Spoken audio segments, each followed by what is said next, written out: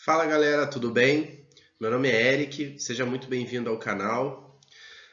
Bom, eu vou trazer hoje para vocês algumas questões da URGS de equações trigonométricas, tá? Eu sei que muitos alunos resolvem esses exercícios utilizando gráfico de funções, né? E isso me motivou a mostrar uma solução diferente para eles. Na verdade, essas questões elas não são de gráficos de funções, embora o enunciado faça parecer isso. Essas questões são de equações trigonométricas, então eu queria mostrar para vocês como se resolve usando as ferramentas de equações trigonométricas. Então, vamos lá. Vamos começar pela questão da URGS de 2012. Então, o enunciado é o seguinte: o número de interseções da função f de x igual a seno de 5x com o eixo das abscissas no intervalo de menos 2π a 2π. Bom, a solução padrão que os alunos costumam utilizar é a seguinte, né? Se eu quero a interseção com o eixo das abscissas, então eu vou desenhar o gráfico da função seno de 5x e vou ver quantas vezes o gráfico da função vai cortar o eixo das abscissas, ou seja, o eixo x.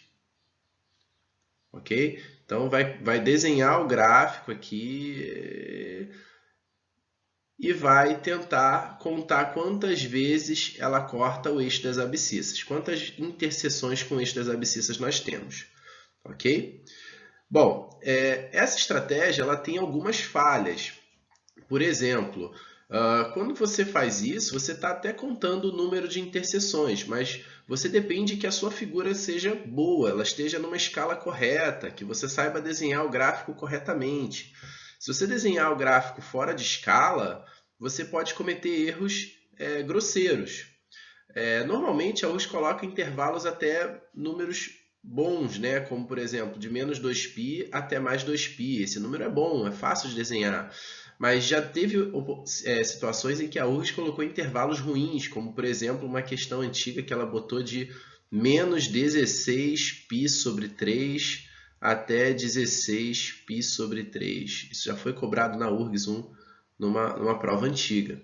Então, nesse intervalo fica muito mais difícil você ter uma precisão milimétrica para poder desenhar o gráfico e ter a segurança de poder marcar a alternativa correta.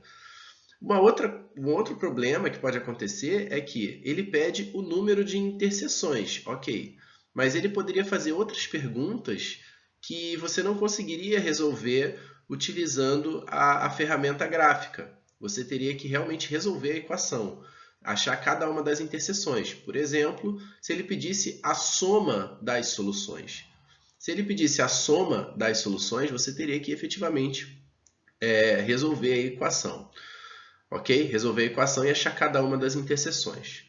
Bom, portanto, a minha ideia aqui é mostrar para vocês como a gente pode resolver esse exercício sem depender do gráfico da função.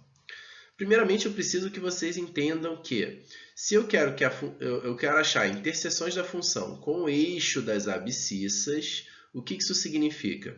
Achar a interseção com o eixo das abscissas significa encontrar os valores de x para os quais f de x é igual a zero, certo? Porque são os pontos em que o y é zero, né? Os pontos de interseção com o eixo das abscissas, o eixo x. Como f de x é 5x, isso equivale a resolver a equação seno de 5x igual a zero. Ok? Bom, e como é que eu resolvo uma equação do tipo seno de 5x igual a zero? Isso é uma equação trigonométrica. E como é que a gente resolve uma equação trigonométrica? Bom, a primeira coisa, a gente tem que utilizar o círculo trigonométrico e lembrar da definição de seno e cosseno a partir dele. O seno de um ângulo, ele é a coordenada y do ponto associado àquele ângulo. Então, repare, onde é que a gente obtém o seno? O seno, ele lembra, a gente até fala que, a gente até brinca que o seno ele está sem sono, então ele é o eixo vertical, ele é o eixo em pezinho. Então pensa bem, onde é que eu obteria seno igual a zero? Para obter um seno igual a zero, seria, por exemplo, nesse ponto aqui. nesse ponto aqui. Nesse ponto ou nesse ponto. São esses dois pontos do círculo trigonométrico cujo seno vai ser 0, ok? São esses dois pontos. E quais são os arcos associados a esses dois pontos? Bom, os arcos são o 0, aqui o 2π, o 4π, que seria 2 voltas, e assim por diante. Os múltiplos pares de π, digamos assim, né? E nesse outro ponto seriam quais? O π, que é o 180, o 3π, o 5π e assim por diante. Ou seja, na prática, as soluções da equação seno igual a zero são da forma Kπ. Por quê? São sempre números da forma π, 2π, 3π, 4π e assim por diante. Todos esses ângulos aqui vão ter seno igual a zero. Bom, então o que a gente precisa? Se o 5x ele precisa ter o seno dele dando zero, então nós precisamos que ocorra o seguinte. O 5x ele tem que ser um múltiplo de π. Ele tem que ser da forma Kπ. Certo? Sendo K um número inteiro. Tá? Essa é uma maneira genérica da gente representar todos os arcos que são soluções da equação. Todos eles são múltiplos de π. Ou é 1π, ou 2π, ou 3π, ou 4π, ou 5π. Podem até ser números negativos. Menos π, menos 2π, menos 3π e assim por diante. Ok? Bom, agora que a gente já resolveu a equação trigonométrica para 5x, a gente precisa isolar o x para achar o valor efetivo dele. Então, o x é da forma Kπ sobre 5. Essa seria a fórmula para o x, ok? O que isso significa? Significa que para cada valor de k, a gente obtém um valor de x diferente. Então, se eu quisesse montar uma tabelinha com valores de k e os respectivos valores de x, nós conseguiríamos achar todos os valores. Por exemplo, se o k for igual a 0, nós obtemos x igual a 0, ok? Se o k for igual a 1, nós obtemos outra solução, que seria π sobre 5. π sobre 5. Se nós atribuirmos ao k o valor 2, nós obteríamos 2π sobre 5. 2π sobre 5. E assim por diante. O problema é que se nós atribuirmos ao k um valor muito grande, nós vamos obter um valor de x que vai estar fora do nosso intervalo de solução, que tem que ser de menos 2π até mais 2π.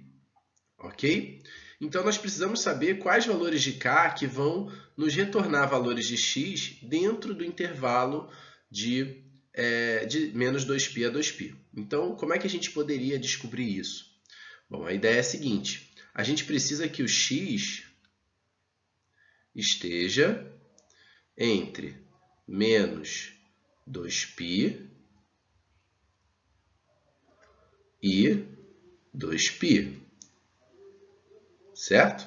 Então, nós precisamos achar os valores de k para os quais nós temos menos 2π menor ou igual a Kπ sobre 5, que é a fórmula do x, Kπ sobre 5, menor ou igual a 2π. Ok? Então, tá. Aqui nós podemos fazer o seguinte, nós podemos dividir todos os membros da inequação por π. Então, cortamos o π aqui, cortamos o π aqui, cortamos o π aqui. Podemos ainda multiplicar toda a inequação por 5. Para quê? Para que nós tenhamos o seguinte. Multiplicando tudo por 5, nós vamos ter menos 10 menor ou igual a k menor ou igual a 10. Repare que o 5 cortou com o 5 aqui de baixo. Bom, com isso nós descobrimos quais são os possíveis valores de k. Os possíveis valores que o k pode assumir para termos soluções em x são é de menos 10, menos 10, menos 9 e assim por diante até 8, 9 e 10. Ou seja, são números inteiros de menos 10 até 10. Como o problema pergunta o número de soluções, eu preciso saber quantos valores de k eu tenho aqui possíveis. Quantos valores eu tenho? De menos 10 até 10, nós fazemos o seguinte. Quando a gente quer saber quantos números eu tenho de tanto a tanto, nós pegamos o limite final, que no caso é 10, subtraímos 10, subtraímos do limite inferior, que no caso é menos 10, e somamos uma unidade. Com isso, nós vamos ter 10 mais 10, 20, com mais 1, 21 soluções. Ok? 21 soluções, a resposta certa seria a letra C. Tá legal? Então, repare que agora a gente consegue achar cada uma das soluções, bastando a gente atribuir a K os valores de menos 10 a 10. Então, como eu havia dito, se eu quisesse achar a soma dos valores ou a menor solução positiva, qualquer pergunta desse tipo nós conseguiríamos responder, porque a gente efetivamente sabe quais são as soluções. Ok? Então, vamos fazer mais um exemplo só para a gente ratificar isso. Bom, considere agora outra questão da URGS. Essa aqui, na verdade, ela é de 2016, desculpa. Ela está 2012, mas ela é de 2016. Tá? Deixa eu corrigir aqui, 2016. Considere as funções f e g definidas por f de x igual a seno de x e g de x igual a cosseno de x. O número de raízes da equação f de x igual a g de x no intervalo de menos 2π a 2π é... Bom, essa é outra questão que já apareceu muitas vezes na prova da URGS, né? E muita gente resolve fazendo a interseção dos gráficos. Como ele pede f de x igual a g de x, as pessoas interpretam isso como a interseção dos gráficos e aí desenha o gráfico da função seno, desenha o gráfico da função cosseno e vê quantas vezes elas se cortam. E como eu falei, isso depende muito da precisão do seu gráfico. Você fica refém de fazer uma boa figura. Então, como é que a gente poderia resolver esse problema sem depender da figura?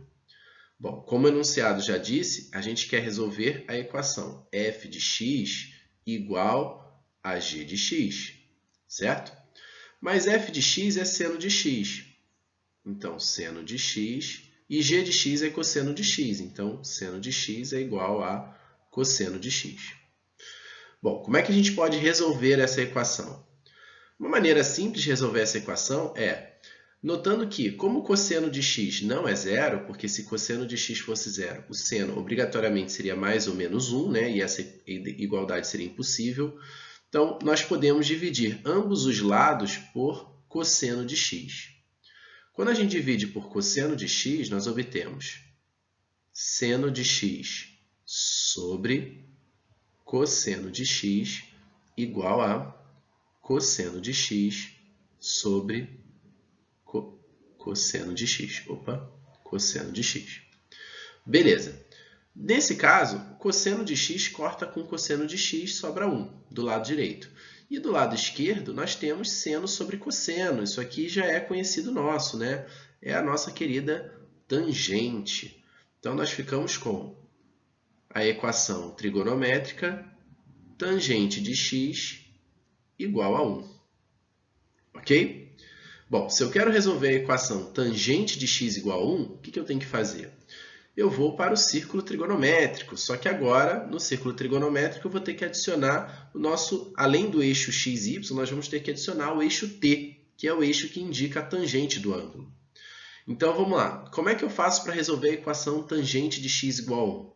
Bom, eu vou lá no eixo das tangentes, no eixo t, e procuro o valor 1. Achei, está bem aqui. Esse aqui é o valor 1. Repare que ele tem a mesma escala, ele tem mais ou menos, ele tem exatamente a mesma escala do, deixa eu apagar aqui, pronto. Ele tem a mesma escala do eixo do seno e do cosseno. Então, ó, como essa altura aqui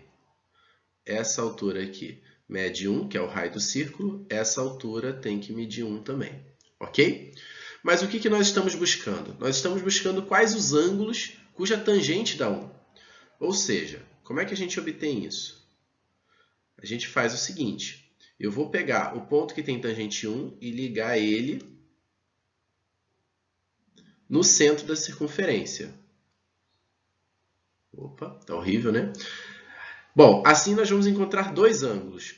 Um ângulo aqui no primeiro quadrante e um segundo ângulo aqui, um ângulo no primeiro quadrante e outro ângulo aqui no terceiro quadrante. Esse ângulo do primeiro quadrante é o nosso querido 45 graus, famoso, ou que também pode ser expresso em radianos por π/4. Esse ângulo aqui do terceiro quadrante, ele é o 225 graus, ou também pode ser expresso como 5π/4. Beleza? Bom, repare que as soluções são π/4, aí depois é só você andar meia volta e você chega na próxima solução, que é o 225 graus. Né? Depois você anda mais meia volta e você chega na próxima solução. Depois você anda mais meia volta e você chega na próxima solução. Depois você anda mais meia volta e chega na próxima solução. E assim por diante. Ou seja, nós podemos expressar todas as soluções da seguinte forma. Nós podemos dizer que o x, nesse caso, ele tem que ser da forma π/4, que é o 45 graus, mais k meias voltas, ou seja, kπ, sendo k um número inteiro. Ok? Sendo k um número inteiro. Bom, fazendo o MMC, nós podemos simplificar um pouco. Isso significa o quê? Que os arcos que nós queremos são da forma 4k mais 1 π/4. Esses são os arcos que a gente quer. Mas, novamente, nós temos aquele problema, o intervalo do enunciado. O enunciado quer soluções somente no intervalo de menos 2π a 2π. Então, vamos obedecer o enunciado. A gente sabe que menos 2π menor ou igual a x menor ou igual a 2π. Certo? Sabemos isso. Então, vamos lá. Nesse caso, nós temos o seguinte, que menos 2π é menor ou igual a 4k mais 1 π/4 menor ou igual a 2π. Tá legal? E aí vamos fazer aquela mesma jogadinha de isolar o k. Então, primeira coisa, vou dividir todos os membros dessa inequação por π. Então, corto π, corto π, corto π. Certo? Vou multiplicar todo mundo por 4 para poder cancelar esse 4 que nós temos aqui embaixo. E aí nós vamos ter o seguinte, menos 8 menor ou igual a 4k mais 1 menor ou igual a 8. Agora, para isolar o k, eu vou subtrair 1 de todo mundo. Quando eu subtraio 1 de todo mundo, eu fico com menos 9 menor ou igual a 4k menor ou igual a 7. E, por fim, para isolar o k de vez, eu vou dividir todo mundo por 4. Quando eu faço isso, eu obtenho menos 9 quartos, que é 2,25, menor ou igual a 4, menor ou igual a 7 quartos, que é 1,75. Tá legal? Lembre-se que o k é certamente um número inteiro. Então, quais são os possíveis valores que o k pode assumir? O primeiro valor inteiro que ele pode assumir é menos 2. Por quê? Se você tiver dúvida, coloca numa reta numérica. 0, 1, 2, 3, menos 1, menos 2, menos 3. Repare que o menos 2,25 ele está aqui. Aqui é o menos 2,25. Certo? Nós queremos soluções inteiras à direita do menos 2,25, né? Então elas têm que estar por aqui, ó. Então o primeiro número que serve é certamente o menos 2. Então é o menos 2, depois é o menos 1, depois é o 0, depois é o 1 e ele é o último porque se eu colocar 2, eu passo de 1,75. Então repare que nós temos 4 possíveis valores para cá, logo nós temos 4 possíveis soluções. São os valores de x correspondentes para cada um desses k's que eu substituo na equação. Certo? Bom, como o problema pergunta o número de soluções, né, o número de raízes, nós ficamos então com a letra B de biscoito. Tá legal? Então foi isso, galera. Agradeço pela sua atenção, espero que tenham gostado. Se ficou alguma dúvida, me procurem. Podem me mandar mensagem, podem comentar aqui no vídeo ou me mandar mensagem pelo Facebook. Tá? Eu fico no aguardo de vocês, do retorno de vocês. E comentem sobre que tipo de conteúdo vocês gostariam de ver aqui no canal. Tá bom? Um grande abraço e até a próxima.